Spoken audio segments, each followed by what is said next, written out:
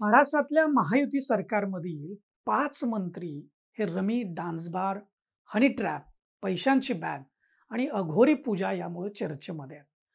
विरोधकांनी जनतेमध्ये या मंत्र्यांसंबंधी व त्यांच्या कारनाम्यांसंबंधी उघडपणे नाराजी व्यक्त होत असल्यामुळं महायुती सरकारमधले हे 5 मंत्री सध्या हिट लिस्टवर आहेत आणि राज्याच्या राजकीय वर्तुळामध्ये वरिष्ठ पातळीवरती तशी चर्चा आहे. कधीही या मंत्र्यांची विकेट पडू शकते असं बोललं जात आहे. मंडळी, खरंच या 5 मंत्र्यांना डच्चू मिळेल का? नेमक्या कोणत्या मंत्र्यांना नारळ मिळेल आणि त्यांचं मंत्रिपद जाईल? नेमकी ही चर्चा होण्यामागं कारण काय? या संदर्भातच आपण या व्हिडिओमध्ये सविस्तरानं जाणून घेणार आहे. त्यासाठी तुम्ही हा व्हिडिओ शेवटपर्यंत पहा. नमस्कार, मी दीपक दराडे आणि तुम्ही पाहताय फॉर द पीपल न्यूज. मंडळी, व्हिडिओ पाहिल्यानंतर तुम्हाला या मंत्र्यांविषयी, त्यांच्या या कारनाम्यांविषयी नेमकं काय वाटतं ते या व्हिडिओच्या खालील कमेंट बॉक्समध्ये आवर्जून लिहा. तुमचं मत मांडा. तर मंडळी, भारतीय जनता पार्टी, एकनाथ शिंदे यांची शिवसेना, अजित पवारांची राष्ट्रवादी काँग्रेस यांच्या महायुतीचं सरकार हे प्रचंड बहुमतानं महाराष्ट्रामध्ये सत्तेमध्ये आलं.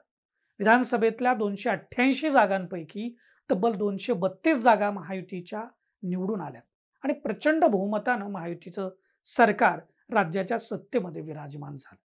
सरकार येऊन अजून वर्षही झालं नाही, परंतु या सरकारमधील मंत्री अनेक कारणांमुळं आणि त्यांच्या कारनाम्यांमुळं अडचणीत आलेत आणि त्यांनी सरकारची प्रतिमा देखील डागाळली आहे. या मंत्र्यांमध्ये सध्या सर्वाधिक चर्चा आहे ती अजित पवारांच्या राष्ट्रवादी काँग्रेसचे आमदार व कृषी मंत्री माणिकराव कोकाटे यांची.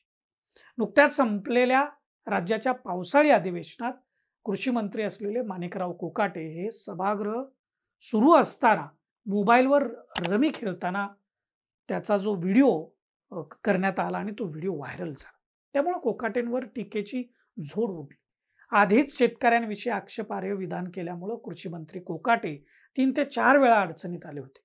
त्यात आता अधिवेशनादरम्यान सभागृहातच रमी खेळतानाचा त्यांचा व्हिडिओ व्हायरल झाल्यानं ते किती गांभीर्यानं सभागृहात होणाऱ्या चर्चेमध्ये सहभागी होत आहेत म्हणून त्यांच्यावर टीका सुरू झाली. ते कमी की काय म्हणून लातूरमध्ये राष्ट्रवादी काँग्रेसचे प्रदेशाध्यक्ष आणि खासदार सुनील तटकरे दौऱ्यानिमित्त गेले असताना त्यांना छावा संघटनेच्या पदाधिकाऱ्यांनी निवेदन दिलं आणि शेतकऱ्यांच्या प्रश्नांसंबंधी गंभीर नसलेल्या माणिकराव कोकाटे यांना कृषी मंत्रिपदावरून काढून टाका म्हणून मागणी केली आणि त्यावेळी तटकरे यांच्या समोर पत्ते टाकले. त्यावरून राष्ट्रवादी युवा काँग्रेसचा प्रदेशाध्यक्ष सूरज चव्हाण याने त्याच्या साथीदारांसोबत छावा संघटनेचे पदाधिकारी विजय घाटके आणि त्यांच्या सहकाऱ्यांना लाथा बुक्क्यांनी मारहाण केली. वास्तवात छावा संघटनेच्या पदाधिकाऱ्यांनी तटकरेंच्या अंगावर पत्ते फेकलेच नव्हते हे त्यावेळी चित्रीकरण झालेल्या व्हिडिओमधून स्पष्टपणे दिसून येत होतं.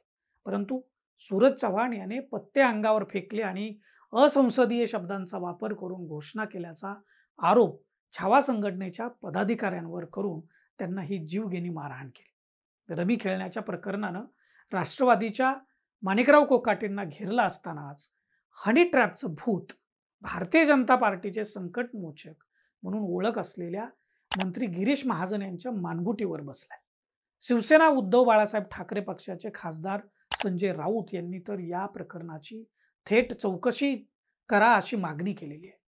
हनी ट्रॅप प्रकरणामध्ये मंत्री, आमदार आणि काही वरिष्ठ अधिकारी अडकल्याची चर्चा आहे आणि त्याची गुप्त चौकशी देखील सुरू आहे असंही राऊत यांनी सांगितलं. या प्रकरणामध्ये गिरीश महाजन यांचं नाव येताच त्यांचे राजकीय प्रतिस्पर्धी आणि विरोधक एकनाथ खडसे यांनी देखील यामध्ये उडी घेतली. खडसेंनी देखील गिरीश महाजन यांच्याकडेच इशारा केलाय. या प्रकरणात नाव पुढे आलेल्या प्रफुल्ल लोढा याचे आणि गिरीश महाजन यांचे संबंध आहेत आणि त्याचे फोटो व्हायरल झालेले आहेत. त्यानंतर गिरीश महाजन यांनी देखील या प्रफुल्ल लोढाचे इतर मंत्री आणि नेत्याबरोबर असलेले फोटो प्रसिद्ध केले. हनी ट्रॅप प्रकरणाचे धागेदोरे मुंबई, ठाणे, नाशिक, पुणे इथपर्यंत पसरलेले आहेत आणि त्याची चर्चा आहे. या हनी ट्रॅपचं प्रकरण नेमकं काय आहे यासंबंधी अधिवेशनादरम्यान विधानसभेमध्ये काँग्रेसचे ज्येष्ठ नेते व आमदार नाना पटोले यांनी पेन ड्राईव्ह दाखवला आणि त्या पेन ड्राईव्हमध्ये सर्व काही असल्याचं सांगितलं. परंतु अद्यापही विरोधकांनी आरोप केलेत, पण आरोप करताना त्या पेन ड्राईव्हमध्ये नेमकं काय हे स्पष्ट केलेलं नाही. त्यामुळे हे प्रकरण उघड कधी होणार याकडे महाराष्ट्र डोळे लावून बसलाय। या प्रकरणामुळे सरकारची प्रतिमा डागाळली, जनतेच्या प्रश्नासंबंधी, विकास प्रकल्पांसंबंधी आग्रही राहण्याबरोबरच त्याचं नियोजन व अंमलबजावणीचं काम करण्यात मंत्र्यांनी व्यस्त असण्याऐवजी या मंत्र्यांनी मौज मजा करण्यातच धन्यता मानल्याची चर्चा सगळ्या महाराष्ट्रात सुरू आहे। हनी ट्रॅप सारख्या गंभीर प्रकरणात महाराष्ट्राच्या मंत्रिमंडळातील मंत्री असावेत ही कल्पना देखील भयावह वाटते।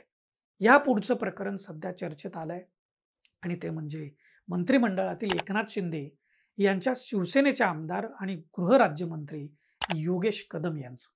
थेट राज्याच्या गृहराज्यमंत्र्यांच्या जागेत डान्स बार सुरू असल्याचा आरोप योगेश कदम यांच्यावर झालाय। एक काळ होता जेव्हा राज्याचे गृहमंत्री असलेल्या आर पाटील यांनी सर्वांचा विरोध पत्करून या महाराष्ट्रातल्या तरुण पिढीला आणि महाराष्ट्रातल्या अनेकांचे संसार उद्ध्वस्त होण्यापासून वाचवण्यासाठी डान्स बारवर बंदी आणली होती।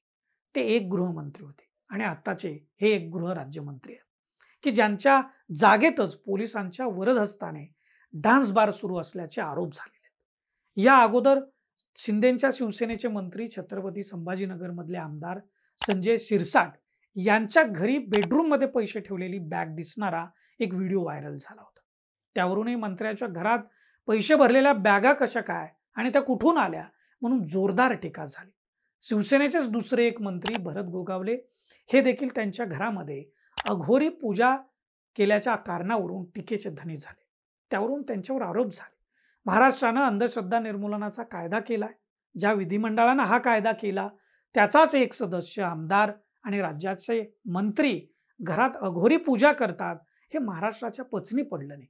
अंधश्रद्धेमुळे महाराष्ट्रातल्याच नाही तर संपूर्ण देशातल्या बहुसंख्य समाजाची दिशाभूल केली जाते आणि त्यातूनच त्यांची लूट होते। यामध्येच तो समाज पिचून राहिला जातो।